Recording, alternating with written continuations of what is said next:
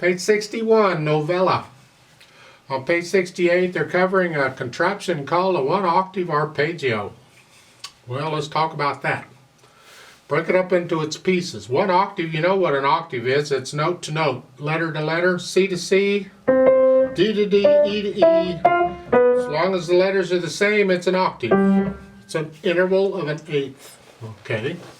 An arpeggio is simply a broken chord that goes from the bottom note to the top or top note to the bottom. It can go either direction.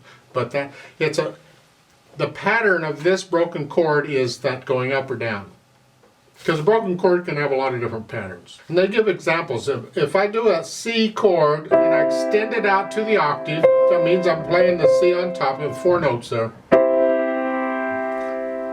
And I play it one note at a time, starting at the bottom and going up. Or starting at the top and going down.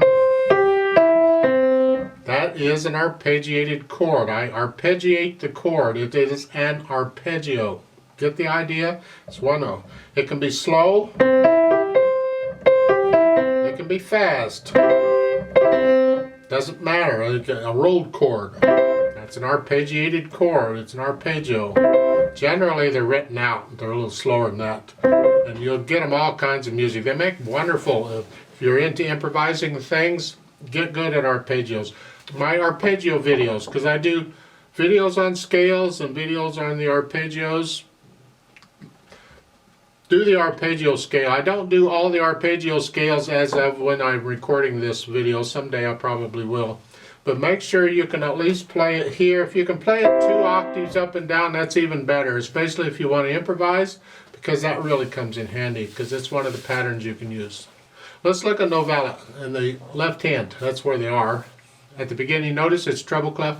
So you're starting out with an A, and then you have a C and an E and an A. That's an A minor chord, and then one note at a time going up. That's an arpeggiated chord.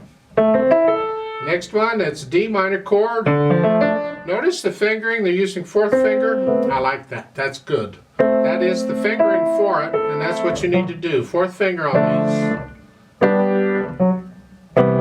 Now, 2nd line, 3rd measure. Then you have a B, that's not a C chord. A C chord, it's still an arpeggiated chord though, it's a 7th chord. That's alright, doesn't have to be an octave. That's not a octave either. The octave is here, that's a 7th chord.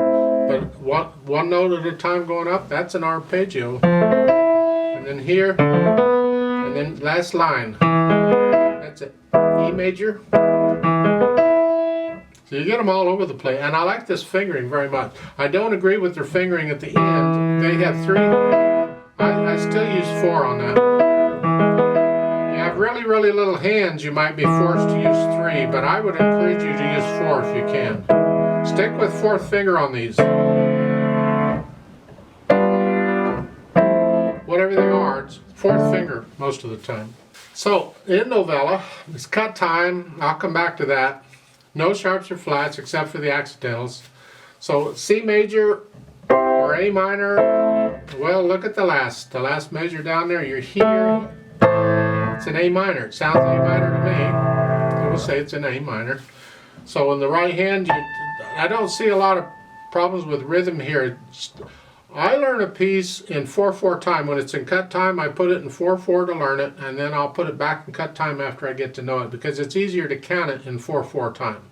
So it's 1, 2, 3, 4, 1, 2, because it's tied.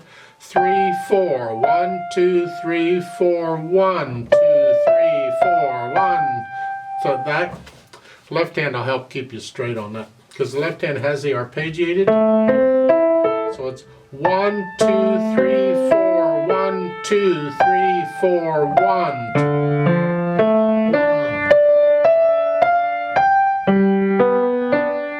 4, 1, 2, 1.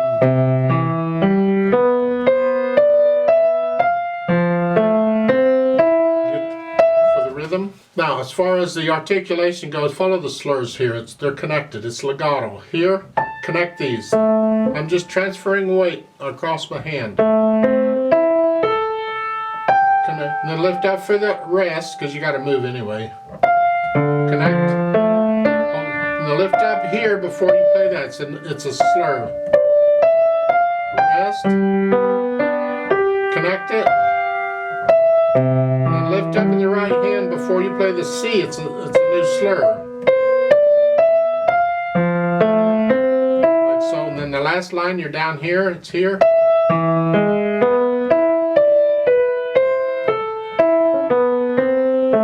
You're finally in this position.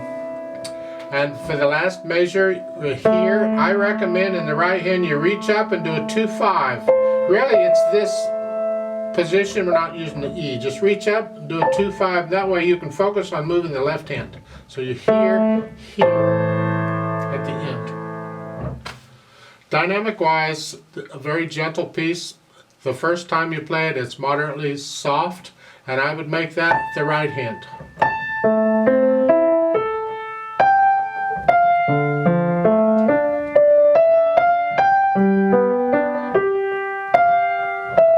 Crescendo at the end of the second line, go up to moderately loud.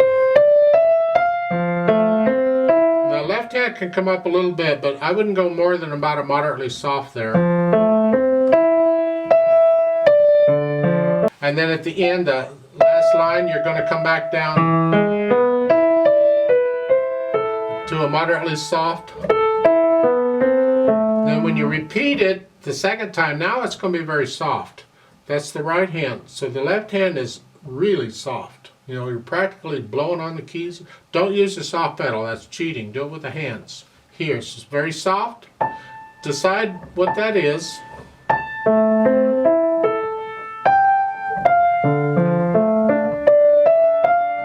And it says pianissimo for entire repeat.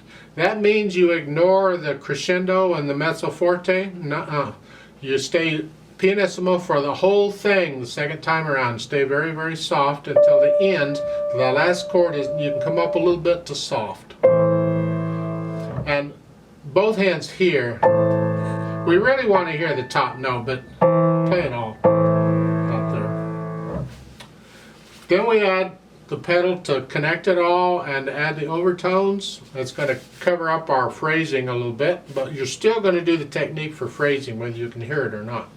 And it's legato pedal. I'm going to push the notes down and then the pedal, and I'm change the pedal after I play the notes. So the pedal overlaps the fingers. At the beginning here, change it here.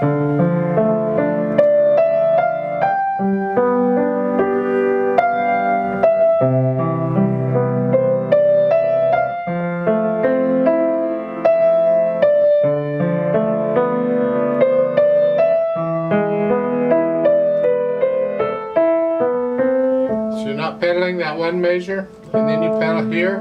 Lift it up before you repeat. Lift it up so there's a little silence there when you go back.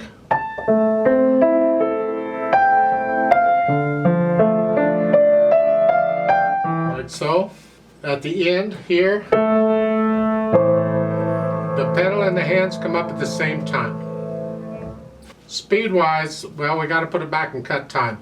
This one, he wants to feel it in 2. Cut time, 1, 2, 1, 2, and andante is a nice stroll. So it's here, 1, just the feel, 1, 2, 1, 2, 1. Yep.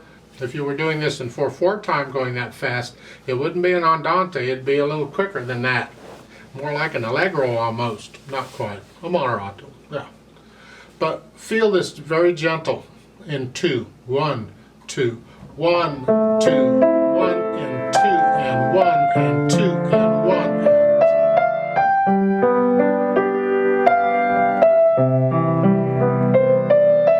and like so.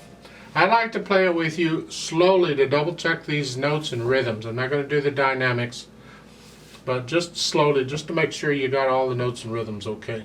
I'm going to give us 4 half note counts. We're going to take this and cut time. So it'd be a 1 and 2 and 1, so that way. 1 and 2 and ready and go, and 1 and 2 and 2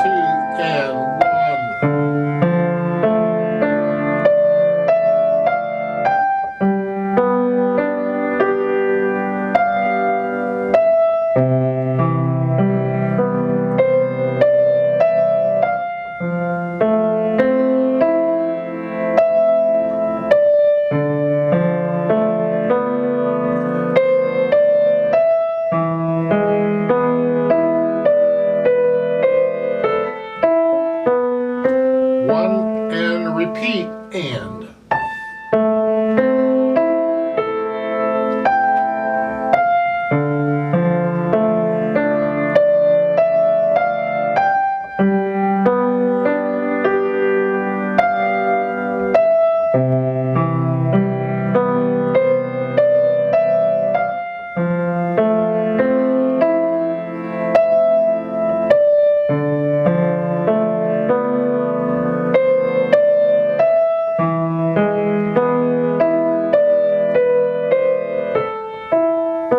Second ending,